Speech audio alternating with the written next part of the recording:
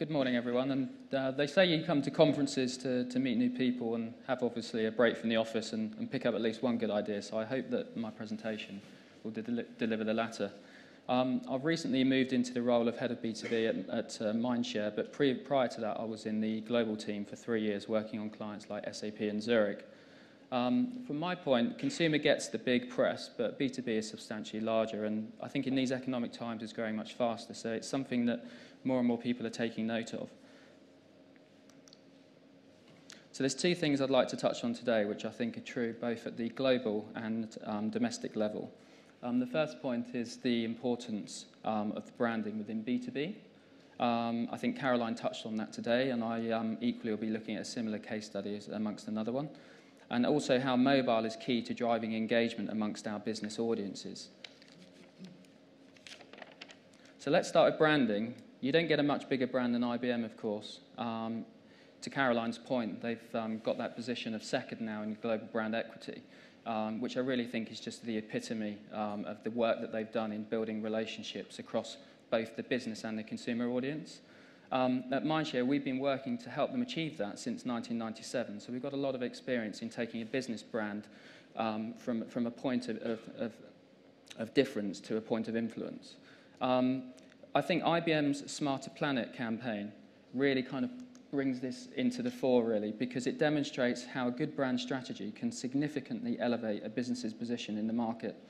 In terms of the new view of the funnel, or at least IBM's view of the funnel, in terms of belief, action, advocacy, and confidence, this project in particular, excuse me, really brought that to life. I think too many B2B advertisers focus on the tactical initiatives, the short-term goals of ROI. They need to be thinking more about the long term, because otherwise it can neglect your business. As an important element of the overarching Smarter Planet campaign, IBM and Mindshare showed that by focusing on driving engagement amongst the C-suite audience, we could increase their bonding score so that they became second within the overall category within the UK. Now, we've touched on this today. I think Josh touched on it. Caroline touched on it. The drivers of bonding are really related to emotional and rational attributes when you're managing your brand, which is where we needed to focus for IBM, because at the time, the perceptions and all of the studies were showing that they didn't have they didn't really have that human feel, which was necessary in order to get them to create an emotional bond with their customers. So this is Millward Brown's Brandsley research. It shows that those brands that create a strong bond with their customers will return a higher share of wallet than their competitors. So when we achieved a second in the category after the work that we've done with Smarter Planet in media, it was a really strong result. It was really what we needed to kind of underpin that bonding score, and it elevates the financial position of a business significantly. So in terms of challenge, IBM wanted an idea that made the Smarter Planet proposition culturally relevant, human and real. And the role for media was to raise awareness of the Smarter Planet proposition and drive relevant conversation amongst business influentials. Smarter Planet is all about the application of technology and innovation and how that can solve some of the biggest problems the world is facing today. So from our standpoint, what better partner to focus on than TED? So IBM partnered with TED by supporting their Fellows program, and that aimed to help young world changers to make the planet smarter. IBM sponsored the event and the filming of their presentations, provided the Fellows with the opportunity to be considered for TED.com. TED provided the venue for idea sharing amongst the Fellows, and IBM facilitated the promotion of these ideas to a wider audience.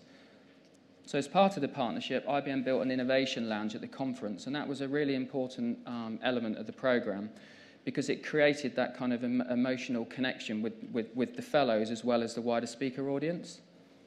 And really, it never before a TED Fellow has been able to come to TED and actually have their 4-minute talk broadcast to the world. So the IBM partnership in terms of implementation was built through a strong association with the global TED brand. So it didn't just run in the UK, it also ran in the US. It was supported by the Fellows projects, which was very much the content driver to the program. And we were able to then amplify that through Wired, as well as a very advanced blogger outreach program. And the two media vehicles themselves created an enormous volume of video views. Again, Caroline touched on that earlier. There's actually a video that I'd quickly like to show you, which I think really does support this.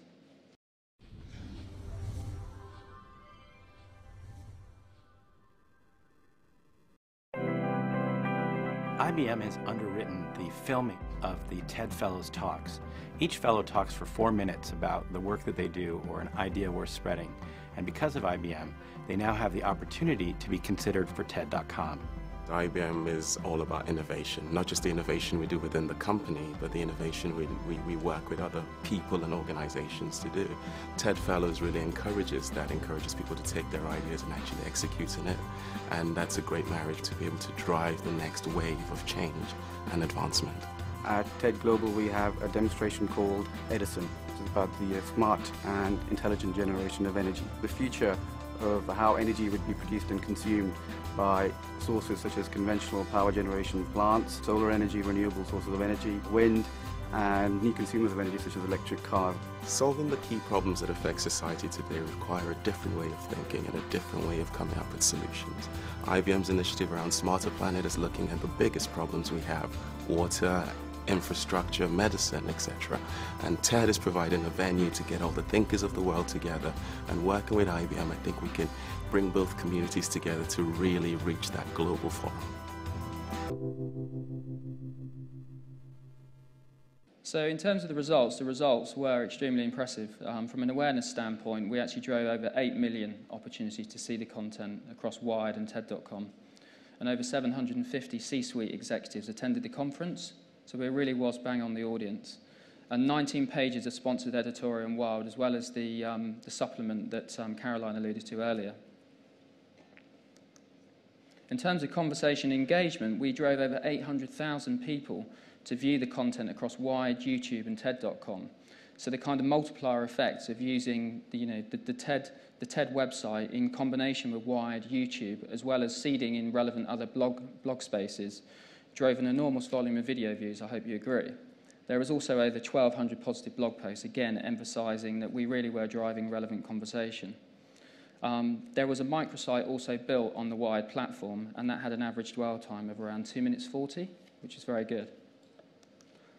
But most importantly, our brand affinity increased by 8%, and the bonding score in the category in the UK leapt to second in the category, which again kind of underpinned that they were really building on those emotional and rational attributes.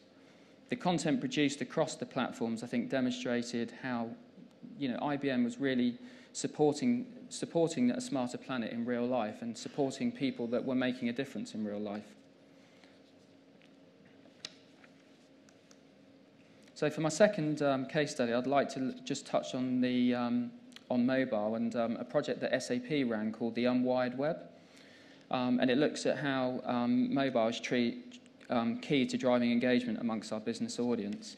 I'm sure in your own worlds that you've obviously had some impact of mobile within what you're doing in your B2B marketing. I worked at on the SAP global account for 3 years, and the results were very impressive in mobile. I think really when they bought Sybase, it really accelerated their position in the market as well, to want to kind of move into mobile in a very strategic fashion and to kind of adopt best practice in mobility. In principle, SAP already enjoy a massively successful global content syndication program. For them, they really wanted to look to kind of extend the syndication of content, not just from web, but into the mobile space. So their brief to us was to deliver rich content optimized for mobile devices, gaining an understanding of customer engagement patterns, and compare the effectiveness of mobile with other channels. Our strategic intent was to offer a content-rich landing experience, which I think the chart up here shows you. We offered a variety of content, including white papers, video, and audio files, and then gated that content behind a simple registration form. We also added a click-to-call function and social sharing facility to see if users were willing to pass the content on. And paid media, quite understandably, was the vehicle to driving users to the actual mobile site. So we used flash banners across premium sites, networks, demand-side platforms, as well as paid search and SEO. I have to say the results were outstanding. we were able to deliver over 2,000 actionable inquiries at a cost of less than $75, at a cost per acquisition comparable to all other tactics that we were running at the time. Most users did opt to register, however, 20% of them actually used the click-to-call function to speak directly with SAP, which was delivered obviously ready to engage business customers directly to their call center marketing teams. In terms of how the users engaged with the unwired web, you can see the right-hand pie chart. We saw that all forms of content were accessed, and I think the point is that you need to give them plenty of contact in different ways to engage with them. Most users did gravitate towards text or video formats, understandably. However, the podcast did get a really good engagement of 2 minutes time spent with the content. The social sharing as well, 20% chose to pass their content on, if you look on the left-hand pie chart, primarily via email on a one-to-one basis versus one-to-many. But when sharing with their network, surprisingly, Facebook was the primary player at 25% shares. Finally, I'd like to talk about where the traffic came from. Whilst the majority of traffic did come from our paid media investments, 25% of the overall traffic came from natural search, from SEO. And I think this really emphasises the importance that your platform has to be optimised for SEO if you're going to get the most out of your campaign. And I think it also emphasises the point that you should be working with an agency that understands that medium well. So in summary, I hope the IBM and SAP case studies have demonstrated that how, when you take a branding campaign as IBM have, and mobile as SAP has as a key area to focus on, you can get above average results, not only in sales, but in positive image dimensions. At Mindshare, we're very proud to be part of these successful campaigns. I hope you got an idea from my presentation, and good luck for your future B2B campaigns. Thank you.